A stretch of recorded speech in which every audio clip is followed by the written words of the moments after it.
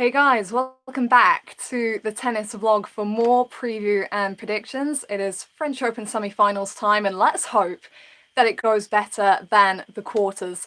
I've been in a bad mood, and not just because my wisdom tooth is driving me crazy. The quarters did not go to plan for me.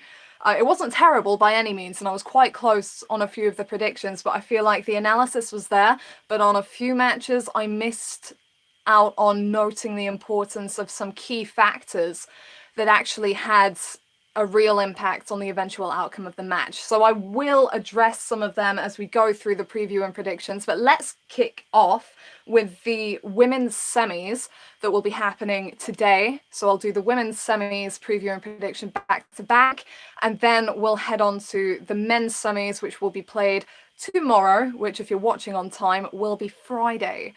So we've got some really interesting matches here. The women's draw was obviously blown wide open pretty early on, and for that reason the first semi-final that we're going to take a look at is between two non-seeded players. So for the second year in a row there will be a non-seeder in the French Open final. It's going to be either Iga Swiatek of Poland or qualifier Nadia Podoroska, who has had a fantastic fortnight plus some in Paris so far. So let's have a look at this one. Swiatek is the higher ranked player of the two. Only a career high of number 130 for Podoroska, so that shows you just how brilliantly she's been able to come through. The fact that she doesn't even have a career high in the top 100, but she does have a lot of experience playing on clay courts, which I think has really helped her here. Obviously the draw opened up a bit as well. Swiatek is at a current ranking just outside the top 50, but her career high is just inside at number 48. Let's take a quick look at the paths each have taken. I'm not going to spend as long on that because in the quarterfinal preview and predictions I went through that in some depth, but just to whiz through what Podoroska has done so far, she's dropped a couple of sets on her way here, but she's beaten some notable names. So round 1, 6-2, 6-1 over Greet Minen of Belgium, 3-6, 6-1, 2-6, Yulia Putintseva bit the dust at her hands. Putintseva, the number 23 seed, a former quarter-finalist here, a player who can rally so consistently and mix things up. So she's a player whose game should traditionally translate really well to clay, and Podoroska was able to come through despite dropping a one-sided middle set. Then took down Anna Karolina Schmiedlova in straight sets, which raised a few eyebrows maybe because of the upsets that Schmiedlova had pulled off. So that really put her on people's radars. Fought through in 3 sets against Barbara Krejcikova, who's a big-time doubles specialist. So she has been coming through in the singles game, but has the variety that reflects her time on the doubles court. So a good one for Podoroska to come through. And then she demonstrated her own variety against Elina Svitolina, the number 3 seed. And this is where I was kind of seething watching the quarterfinal matches, because if you remember my preview and predictions video, I said I felt like Svitolina was going to get upset, but I hadn't watched enough of Podoroska to make the prediction, which is really kind of, let's be frank, stupid looking back, because what's the point in predicting someone just because I've seen more of them play? I did have that instinct that Svitolina, she's just not a slam champ at this point in time. There's not enough depth in her game, and Podoroska completely exposed that. She moved up the court, she got to the net, she held her back, she moved her round, and it really exposed the fact that Svitolina is pretty one-dimensional. She does one thing and she does it really well most of the time, but when someone else brings a raised level against her, what else can she do? She also struggled with the conditions, I felt, wasn't able to cut through. Podoroska, meanwhile, has emphasized why this tournament has been so tough to predict, because the way she was playing, taking the ball early, being aggressive, proactive, moving in, she made a slow surface look quite fast at times, so she did really well there. I was really impressed, and I'm certainly not writing her off heading into this match, but Swiatek is going to be a tough customer because she has yet to drop a set in Paris. I'm going to whiz through what she's done. She's beaten a range of opponents, versatile versatility, power. She came through in the opening round significantly against last year's finalist, Marketa Vondrousova, and she's kind of taken her place now as the unseeded 19-year-old at the back of the event. It was 1-2, 6-1, 6-2 over Vondrousova, and then she backed that up with a 6-1, 6-4 victory over Shea Su Wei, who is one of the trickiest players on tour. So that was a great match to come through. Complete opposite in Eugenie Bouchard, who just hits a big ball from the back of the court, and Swiatek again able to come through 6-3, 6-2, and that is tied with the match against Shea, the most games that she's dropped in a match. She has not dropped more than 5 games in a match so far, which is deeply impressive. Could be calm before the storm in the manner that Halep's win over Anisimova was, but she has looked convincing. So it was 6-1, 6-2 in the 4th round over the top seed Simona Halep, leading contender for many people. Swiatek took the game out of her hands, took it to her. Halep herself acknowledged that she didn't lose that match. Swiatek won it. Backed that up with the 6-3, 6-1 win over Martina Trevisan in the quarterfinals, a prediction that I finally got right, straight sets, but it could have been very different. Trevisan was up the early break at 3-1, as she's a lefty, she was opening up the court, and I think that Swiatek was a little bit tight at the beginning, the nerves of having to back up that Halep victory, facing an opponent who was a qualifier who didn't expect to be here in the first place, so really was able to swing.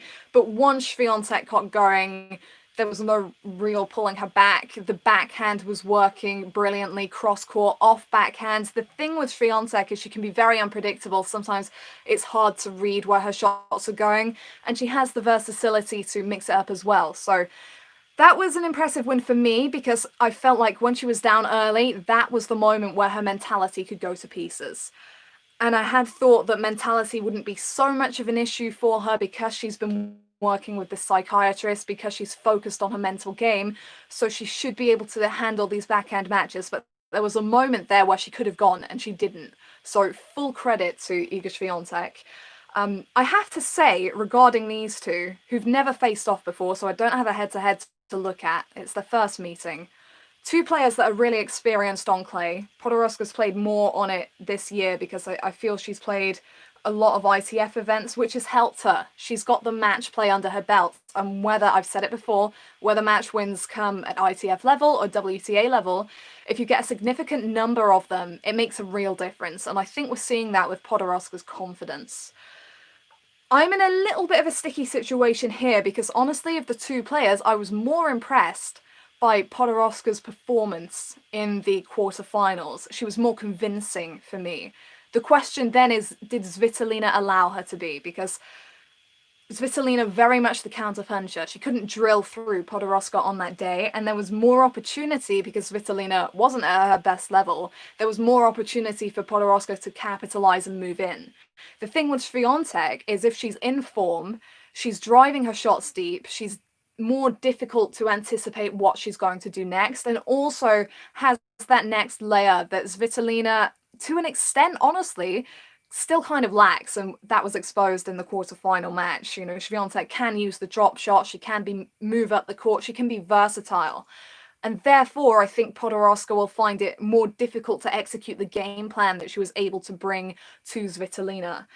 Now, I mentioned the fact that Swiatek hasn't dropped to set, which can mean one of two things. It can mean that she's feeling really tough and really ready and is going to be difficult to knock down, or it can mean that she's not battle hardened, she hasn't been tested, so if this match gets close, which it could, she might be in trouble. A reminder that last year, Amanda Anisimova hadn't dropped to set, was then a set and a breakup on Barty, eventual champion, in the semis, and lost that match in 3 sets.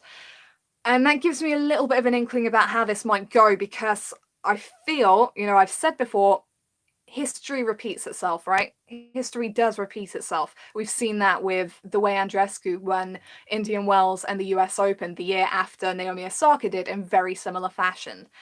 And I was looking at this thinking, Swiatek, unseeded 19-year-old, has the versatility that Vondrousova put on display last year. So it does feel like she should move into the final. But then I thought, you know, there could be the repeated history of the player that knocked out Halep and the player who knocked out Halep and hadn't dropped a set moving into the semis then loses in 3. So I think this could go one of two ways, and I think that both women's semis actually are really similar in this respect. I feel like Swiatek could win in straights and just shut Podoroska out, or it could get close. It could go down the wire and be 3 sets. And although Swiatek did actually come from a bagel set down to beat Monica Puig last year, I feel like the longer it goes, the more opportunities Podoroska has. She'll have been able to feel her way into the match more and might even be favourite if it goes 2-3 sets. But I'm going to bank on Swiatek being able to get this one done quickly. So for the sake of this prediction, I'm going to say Iga Swiatek to make her maiden Grand Slam final, and I'm going to say that she does it in straight sets. But seriously impressed by qualifier Nadia Podoroska, who will have her chances in this match. I just think that the depth of shot and the versatility and the power that Swiatek brings when she's at her best, that should be too much. So that's that one, the first semi-final. Thank you to everyone who's tuning in live, whether you're coming at a later date and you're leaving your thoughts in the comments or whether you're leaving it in the chat. Let me know your thoughts, whether you agree or disagree. And this one should be, I feel like, a really interesting match. So looking forward to that one, which is the first semi-final of the day, and it will be followed by, hilariously, a match between 2 seeded players. The draw fell wide open, but we do still have number 4 seed Sofia Kenin taking on number 7 seed Petra Kvitova.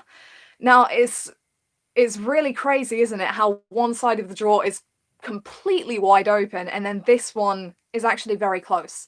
I know who I would have been picking in this one earlier in the tournament, but, you know, it's got so much closer. Kenin has been really pulling it back.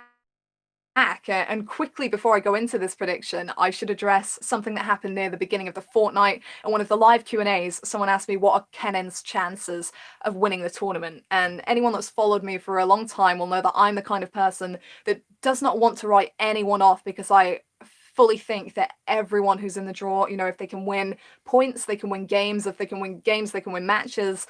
And if they can win matches, they have chances. So I didn't want to write Kenin off, but I felt like a stuck record for always saying that everyone has chances. So I thought, Kenin's recent results, does she really look like a leading contender? And I said in that moment, don't really see her winning this title at all. Jinx. Here she is in the semis. I did a very similar thing to Victoria Azarenka just prior to the US Open. Hadn't written her off for years, and then spoke about her diabolical form at Cincy. She went and won it. So I won't be doing that again in future, and I'm sorry if I'm very boring as a result, but Kenin's taught me a lesson here, another one. She's in the semis, she's looking good, but Kvitova has rolled through that bit more easily. So let's take a look at both paths to this stage, starting with Kvitova, the lower seed at number 7.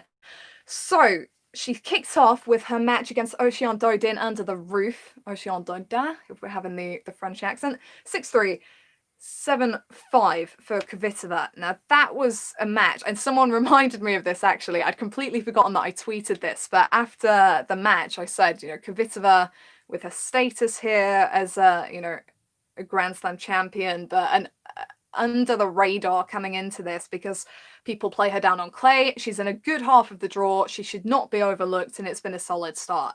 And I've had my eye on her from round 1 just because she fits the category that I have my eye on in this kind of situation. You know, players that aren't completely unfamiliar to the latter stages of a slam, but wouldn't be your first choice coming in. I feel like Kvitova has forever been underestimated on clay, just because Roland Garros has not been so successful, and because people have this feeling in their mind that because she's such an impressive power player, she shouldn't be a good clay court player. But I think particularly in her last match that I'll come to very, very shortly, she demonstrated her versatility, and people should be, you know, putting aside the old stereotypes and focusing on the Petra Kvitova that we're seeing on court today. So she hasn't dropped a set, to cut a long story short. Wins over Jasmine Paolini, Leylah Fernandez, Zhang Shui, and most recently Laura Siegemund, which was 6-3, 6-3 in the quarterfinals. She did almost drop a set to Leylah Fernandez, who was 5-1 up in that opener, playing stunning tennis. She is one of the best teenagers on tour. She was playing the standard of a top 10 player there against Kvitova, and the most impressive thing for me is that Kvitova did not wait for her to drop off. She raised her own level to come back and win that set and ultimately the match. It was seriously impressive. She used the angle, she attacked off the return, and was just very smart all the way through that match and very focused. Same thing against Siegemund, really, in the 6-3, 6-3 win. That could have got potentially really tricky. Siegemund's very versatile. In my opinion, one of the very best clay courters on the WTA at her best level. I don't think she ever hit her stride against Kvitova, and that could have had a lot to do with the way that Kvitova was driving deep and not allowing her to play her own game as much. But I do think that Siegemund was under form coming into that match. So 6-3, 6-3, and I'll mention there's something that's quite key about that match after I've gone through the Kenin route to date. So, Sofia Kenin was not convincing in the early rounds, but it's not about how you start, it's about how you finish. So 6-4, 3-6, 6-3 over Ludmila Samsonova, and then another 3-set win from a set down against Anna Bogdan in the second round. Was not convinced by her form at all in those two matches, but it's about confidence for Kenin. She didn't have it coming in. She got it back in round 3 with a 6-2, 6-love dominant victory over Arina Barra. Then she faced Fiona Ferro in the fourth round, again dropped the first set. Ferro was really taking the game to her, and Kenin didn't have answers early on, but she didn't really have a serve as well. And I think the serve has been an underestimated weapon for Kenin so far, just with the placement that she's got on it. It's been really important for her, I feel. She came through that one 2-6, 6-2, 6-1, and the drop shot was also a key strategy that I think she could be using a lot against Kvitova, because she's been vocal herself that she is not going to hit Kvitova off the court. She has to think her way through this match, and Kenin is very good at thinking her way through matches, which she did against Danielle Collins. I called Collins to win that one, and to be fair, it went 3 sets. She had a shot at the upset, but Kenin, here's the thing, the Kenin confidence, I knew it was building. I didn't realize it would be the ultimate factor in this match. She was just so self-assured. Even when she dropped that second set, she just got straight back to work, broke to love beginning of the decider, and was on a roll from there. And for that reason, that's made this prediction very tough, because I cannot downplay the confidence of Kenin. And we saw at the Australian Open in January the damage that it did.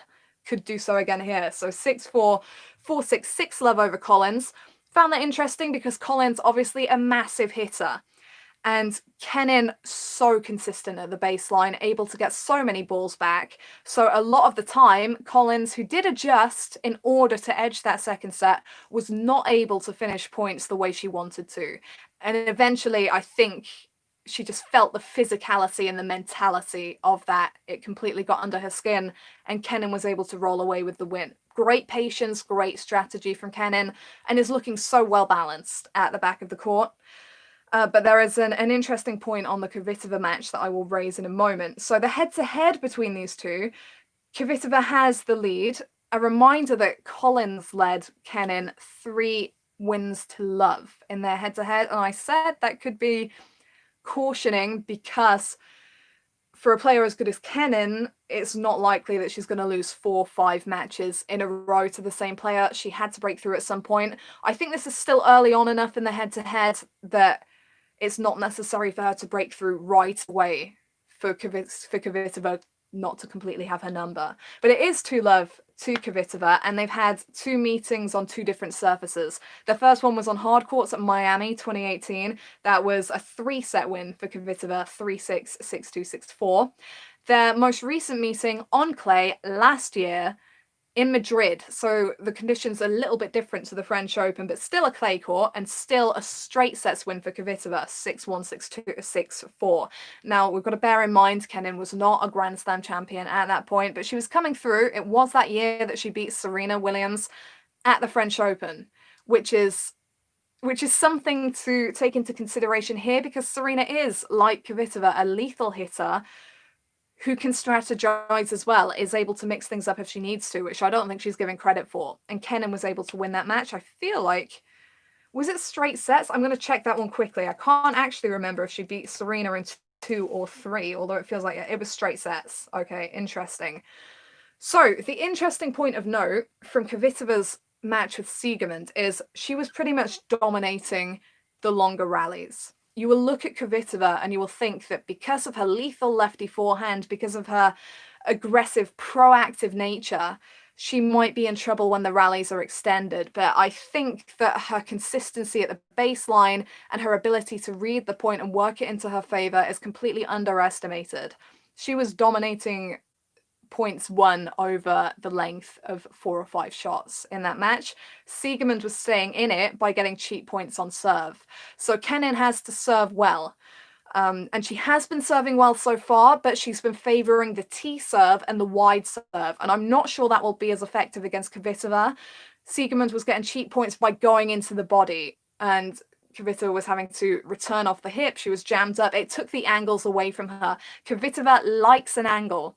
She does like an angle because she can then cut into it and she can get it onto her racket. So I think that Kenin really has to think strategically about the serve here. She's made this one really tough for me, Kenin, because at this point in a slam, I find it really difficult to predict someone to beat her.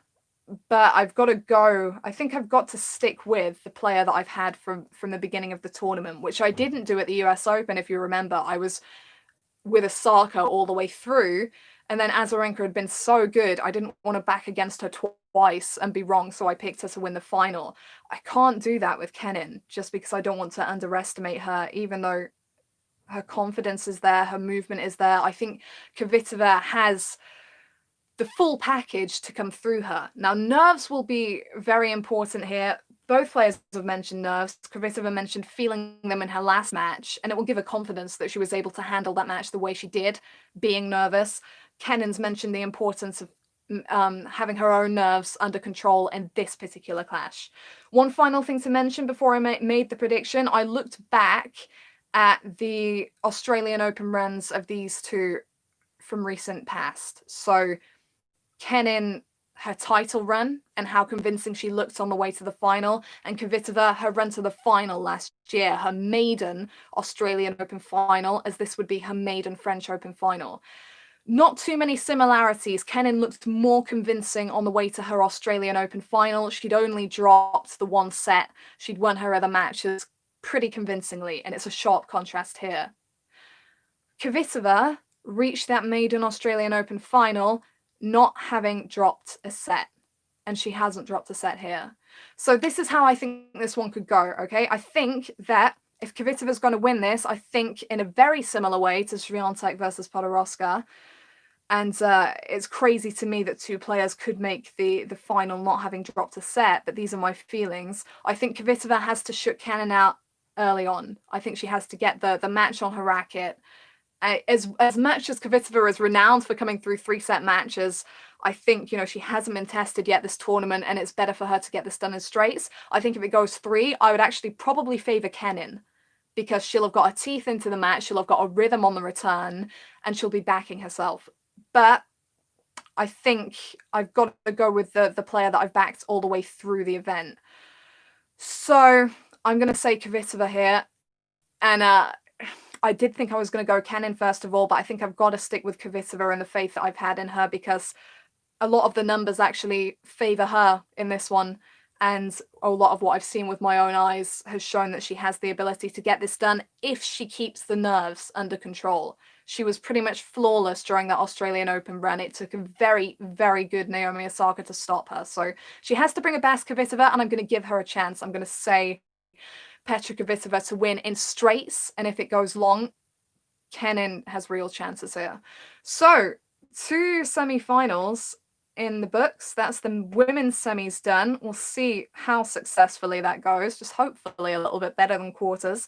And now we come to the men's semis. 2 big names here, but I think more unpredictable than you might expect. Let's kick off with the match that I anticipate being played first due to the days on which these matches were played. Rafael Nadal, the number 2 seed and 12-time champion, up against number 12 seed Diego Schwartzman. impressive wins for both for different reasons in the quarterfinals. I'm aware that I've already taken some time on this video, but I want to get the analysis in there. I think, the prediction, it can go either way at the end of the day, but I think the analysis is the important thing, and getting the lay of the land and how these matches might play out. So I am going to take my time. So let's start with Schwartzman's run to this stage. Hadn't dropped a set prior to his match with Dominic Thiem. So he'd beaten 4 non-seeded players, which I thought was key because it did show that, schedules that apparently, Nadal Schwartzman first. Thank you very much. So we've got that confirmed. So straight sets wins in his first 4 rounds against non-seeded opposition. He had a tough opener actually against Miomir Kekmanovic, who's been coming through in recent times, and then the 4th round against Lorenzo Sonigo. He'd played such a great 3rd round match. That one could have been a lot closer. But Schwartzman had a stranglehold until he faced Thiem in the quarters. Now, I predicted Thiem to win that match in 4 sets. And do you know what? He very nearly did. Thiem should have won that match in 4 sets. At the same time, Schwartzman should have had a 2-sets-to-love lead, but this match was full of gifts from both players. Schwartzman feeling it mentally, Thiem feeling it mentally and physically. I did not watch the entirety of the Thiem versus Gaston match, so I underestimated how physically feeling it Thiem was, if that's even a correct expression. He was up against it at this point. It's easy to forget, because of what a machine and a worker Dominic Thiem is. He won that US Open final basically on his hands and knees. Sheer willpower dragged him across the line there. He was mentally and physically exhausted. Had a quick turnaround then to a Grand Slam in different conditions, different continent, and that did catch up with him in this match. As much as he had chances to get it done in 4, you've got to fully credit Schwartzman for putting the missed opportunities behind him, getting his game together when he needed to, and coming through. Now, throughout that match, I think it's impressive that Thiem got as close as he did, because some of the shot choices were just completely surprising, uncharacteristic. The amount of times he was going for the drop shot from a defensive position and missing, or Schwartzman was getting on top of it.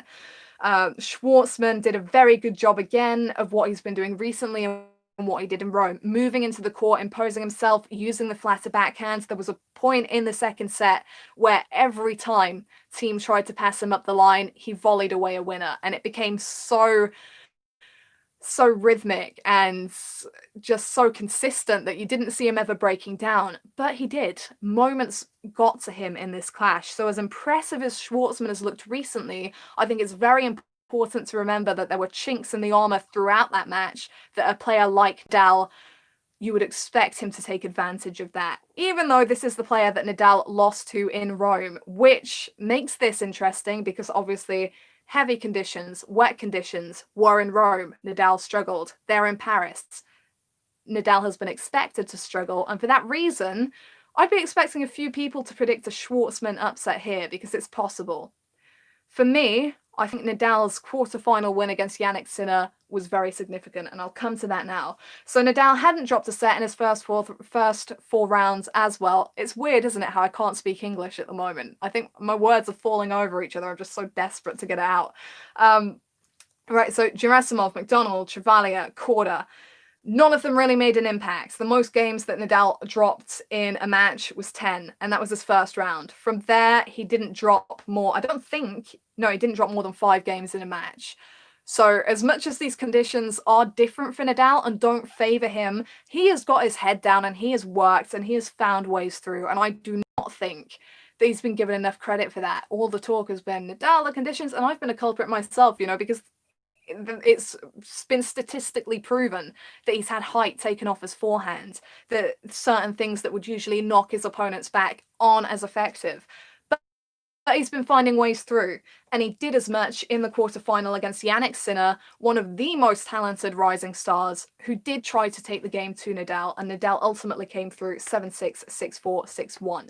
Now, I think that a first set was almost as significant for Nadal, almost as important for Nadal as it was for Sinner, because at times during that first set, Nadal was getting owned. And it was playing out the way that I said in my preview and predictions. You know, Sinner, once he's inside the baseline, he's going to take the game to Nadal, he's going to hold him back, and it's going to be very difficult, which is why Sinner served for that set.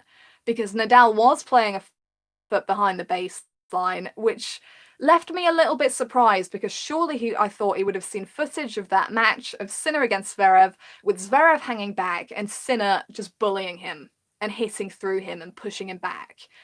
And for a while, I was just kind of surprised that Nadal hadn't really changed anything up, that he was hanging back to no avail, and Sinner was dictating the way most of the points were finishing.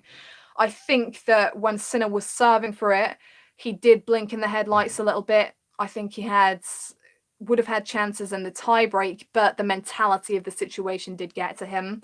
And as much as Nadal was struggling for depth on his shots and depth on his returns, in the early stages of that set, that match, and even that tiebreak, something that I kind of noted during that was, you know, his return position, which he's criticized so much for, even though he's won a gazillion titles and 12 here. That position means that he gives very few free points on the return. The servers against him are not getting many free points off that serve, and when the match extends, and it's going to over best of 5, that can get in their head. And I think mentally that got to Sinner, the fact that he was having to work for every point, and he did crumble a bit in the tiebreak, but also Nadal stepped up. And I think from after that first set, Nadal was playing more of an aggressive game. Sinner was still going toe-to-toe, and at times Nadal looked kind of perplexed because he'd played a great point. He'd got his angles in, he'd got the drive in, and Sinner was still able to find the opening for the winner. But the most important thing is that he moved on every time Nadal, he took it in his stride. I think the respect that Nadal has for every single one of his opponents played a huge part here, because he doesn't underestimate anyone. So there is no opportunity for him to get angry or frustrated when a player is competing as well as Sinner did, because he expects that. He doesn't think, oh, I'm the 12-time Grand Slam champion, I shouldn't be troubled here. He expects his opponent to go with him and play that kind of game. So he was able to take that in his stride and adjust. And I think that ultimately he adjusted really well. And the big thing for Nadal is he takes the big moments. Was he the better player for the majority of that first set? I don't think he was. I think he was getting outplayed at times, but he still fought and kept himself in the position to capitalize in the big moments, which is why I said ahead of the match that I felt like, yeah, it had potential, little bit of potential to be an upset, but Nadal so strong in the big moments that I think I even said it could easily be a straight setter, because he would edge the key moments. And once he's 2 sets to love up, with Sinner having played that well, it is so difficult for Sinner mentally, because what else can he do? He's literally played as pretty much as good of a match as he could have done and got nothing to show for it. So not surprising that Nadal rolled through that final set. And it does mean that Nadal comes into this rematch with Schwartzman not having dropped a set. Now, let's have a look at the head-to-head. 9-1 in the favour of Nadal. Obviously was going for that 10th straight win in Rome, and Schwartzman said, not today, and played incredibly well. He was anticipating so well on the returns, he was well balanced at the baseline, but mostly using that flat backhand to get himself moved up the court. And really, really impressive from Schwartzman in Rome. And you know what? I've looked at the forecast for Friday. It's supposed to be showers. Now, that's potentially the worst possible thing for Nadal, because if it's full-on rain, put the roof on, conditions are a little bit better. You know, Nadal's not got the wet heaviness to get on top of him so much.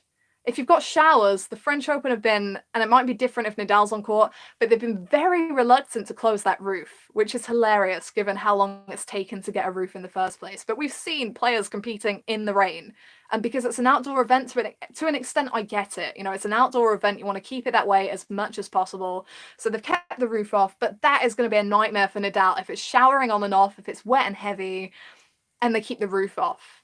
He's got his head down and got on with it so far, but against a player like Schwartzman, who's just ready to go whatever the weather, that is going to be tough for him. So that's interesting. I mean, we could go through this whole head-to-head, but essentially what you need to know is Nadal dominated this one until Schwartzman saw his opening in Rome and brings some confidence and strategy from that match into this meeting, which gives him chances. Another match of note for me is their French Open meeting in 2018, which I remember quite vividly because Schwartzman got the first set. He eventually went down 4-6, 6-3, 6-2, 6-2. Extremely similar conditions, okay? Wet, heavy, rain was coming down in patches. Nadal struggled with those conditions, and Schwartzman was on the front foot until I think it fully rained and they went off for a rain delay, which I feel kind of saved Nadal there. He was able to regroup, he came back out, it was fresher, and he finished off the match. I'm not sure he's going to have those liberties in this next match.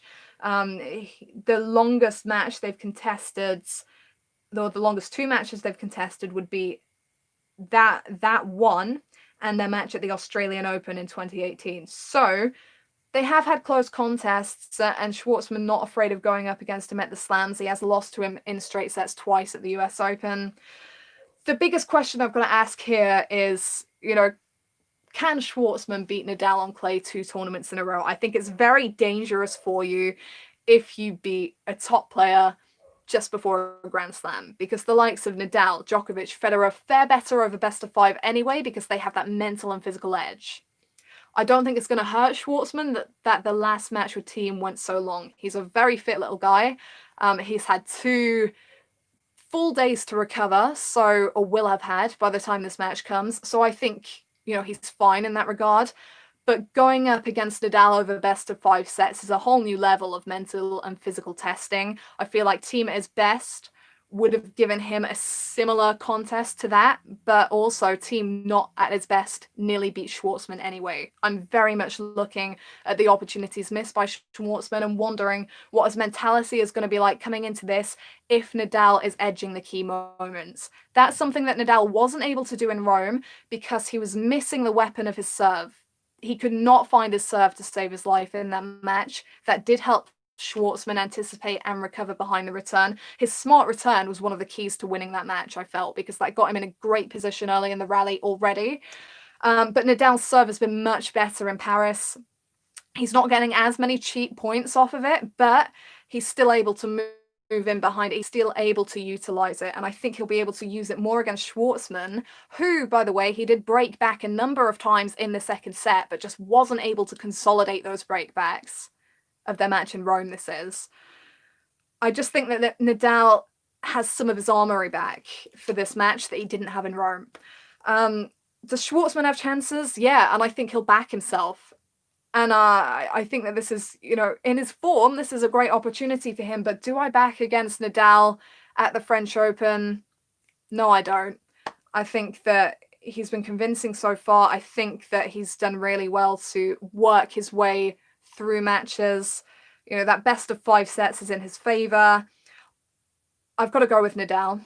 I'm not sure how many sets to say, because I did ultimately say actually Nadal over Sinner in 4, even though I thought of the scenario of him edging the big moments. So I am tempted to go Nadal in straights, just because I think there could be tight sets, but he gets the big points, and then that gets on top of Schwartzman. He's got to be so careful, though. He needs to drive. He cannot hang back in the court because Schwartzman is so set on moving in. So if Nadal hangs back, he's then in a very difficult position because Schwartzman is looking so comfortable at the net.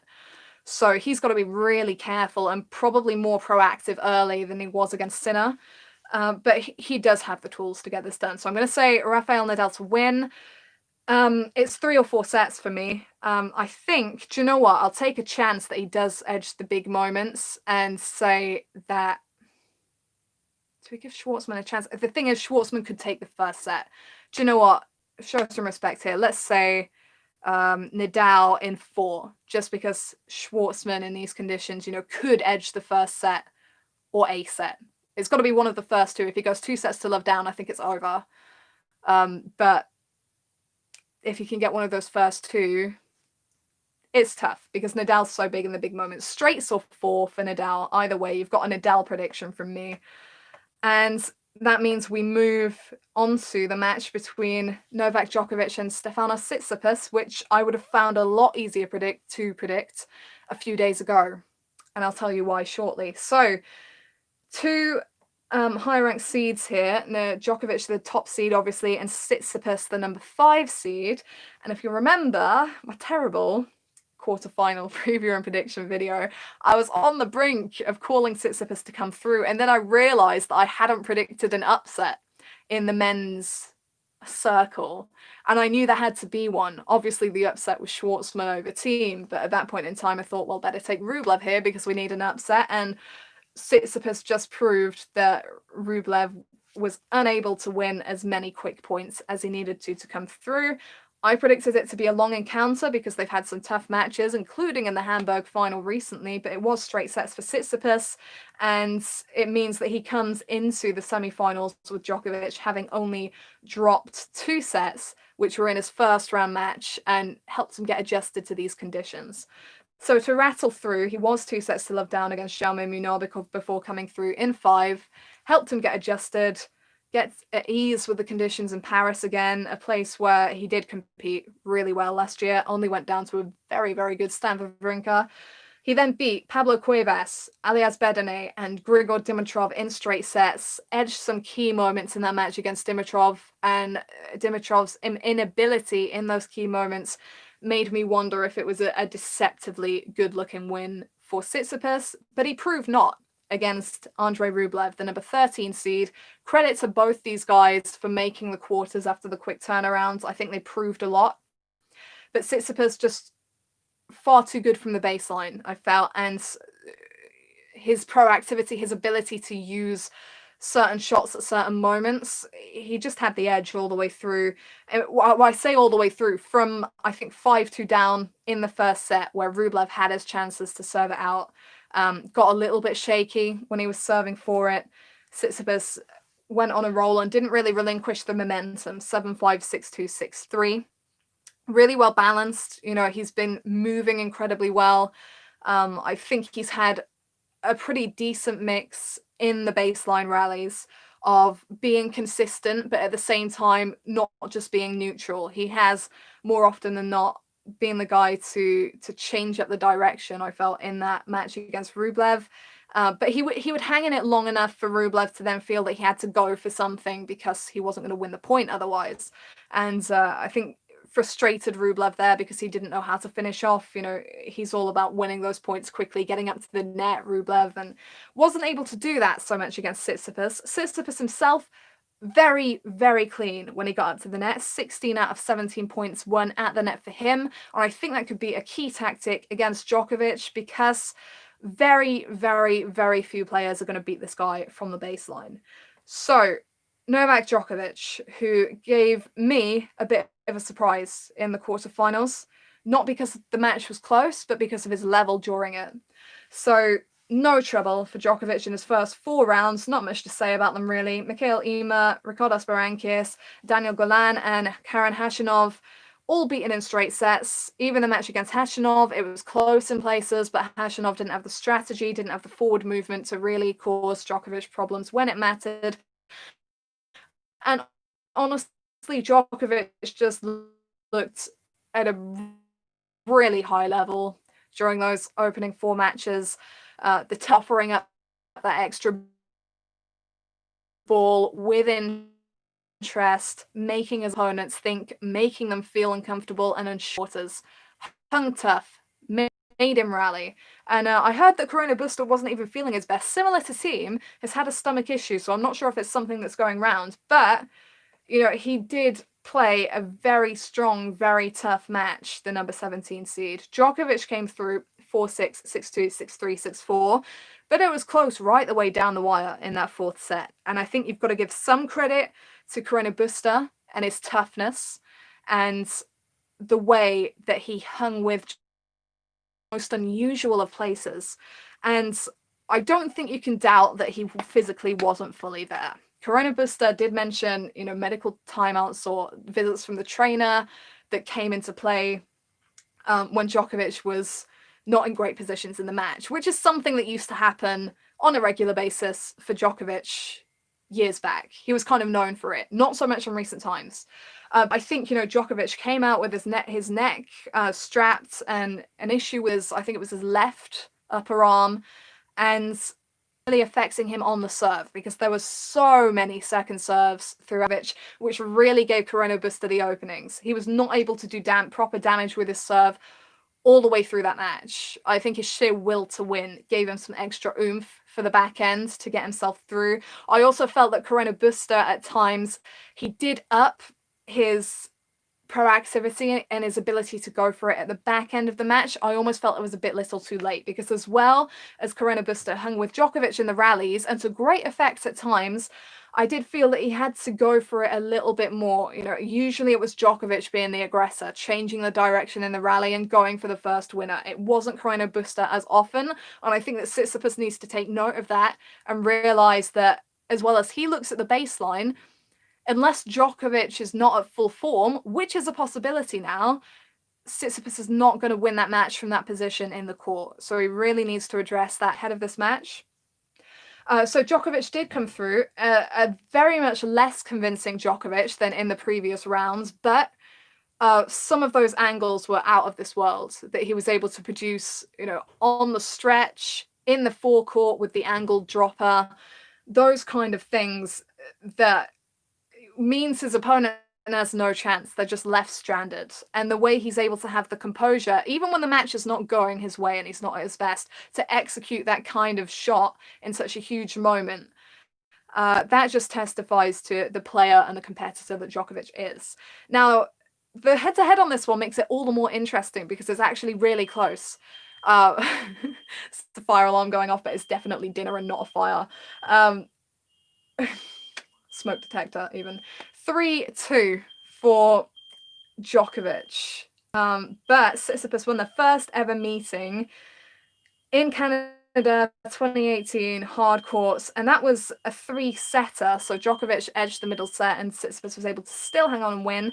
Tsitsipas' only wins have come in 3 sets. They've both been on hard courts. So he also won in Shanghai 2019, 3-6, 7-5, 6-3. Djokovic won their only final meetings in Dubai most recently, straight sets, and it's still going, my days. Madrid clay courts in 2019, 6-3, 6-4. Interesting, that meeting in Madrid, their second ever meeting, the only time that they faced off on clay, and Djokovic winning that one pretty comprehensively, really. The other meetings have come on hard courts. And it's notable that Tsitsipas has had to fight for his wins. But, you know, he's got the kind of game where he can take it to Djokovic. Now, I think that his net numbers against Rublev were so good, because a lot of the time when he moved in, he already had Rublev on the run. He'd already been dictating him, so it was a little bit easier to finish off. I think against Djokovic, if he does move in, that it's going to be more opportunity that he gets past, because Djokovic keeps so well balanced and honestly likes a target. It is very difficult to see your chances to beat Djokovic, because he's kind of everywhere. You do need him to be off. Someone like Tsitsipas anyway. I mean, Nadal and Federer can take him on his day, but Tsitsipas would need Djokovic to be a little bit off. And this is where this becomes a difficult prediction for me, because based on his last match, I do not know which Novak Djokovic we're going to see in the semis. Is it going to be the guy that was flawless in his opening rounds, or is it going to be the guy that looked irritable and erratic against Pablo Carreño Busta? But still won in 4 sets, to be fair. It's very difficult to anticipate now. Yeah, I think Tsitsipas, though, does need to be more proactive.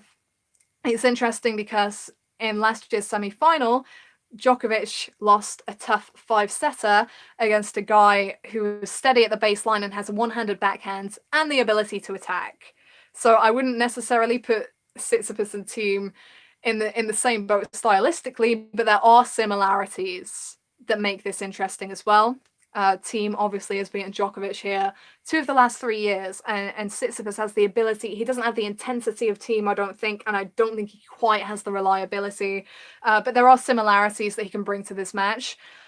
The big thing here for me is if Djokovic brings the same level that he brought to Carreño Busta to this match, and Tsitsipas brings the same level that he brought to the Rublev match to this one, Tsitsipas should win this match.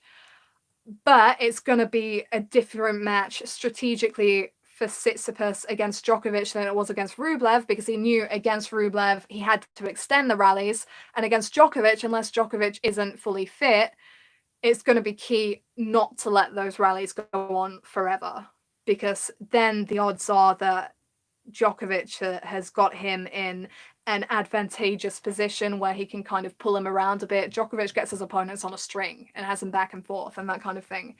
But I do think Tsitsipas can take it to Djokovic. So I think I've just got to assume that Djokovic is recovered enough to bring a better level to this match than he brought to the match against Carreño Busta. Tsitsipas will have chances, you know, but I think Djokovic has been such a strong contender all the way through. I have to give Djokovic the benefit of the doubt here. I think this could be a long one. I think Nadal v Schwartzman is potentially the match out of these two that people expect to be really close, and it can often go that a match that is kind of really hyped up, like Nadal v Schwartzman, ends up a one-sided affair. So I'm thinking Nadal in kind of straights or four.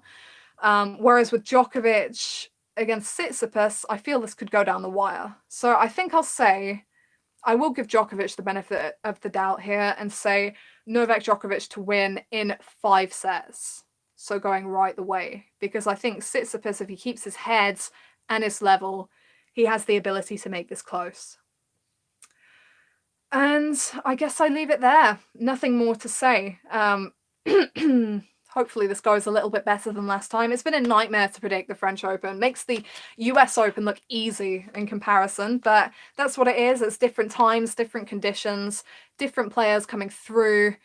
And yeah, I think it will be very interesting to see which Novak Djokovic turns up to take on Tsitsipas, because I think that will have a massive implication on who ultimately comes out on top there.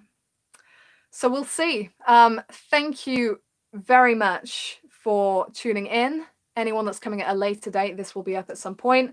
Leave a comment, let me know what you think of my analysis and predictions, which way you're going with these, and I will be back again for 2 more videos to preview and predict, firstly the women's final and then the men's final, and will be very interesting to see what those matchups will be. So thank you very much for watching, and I will see you next time.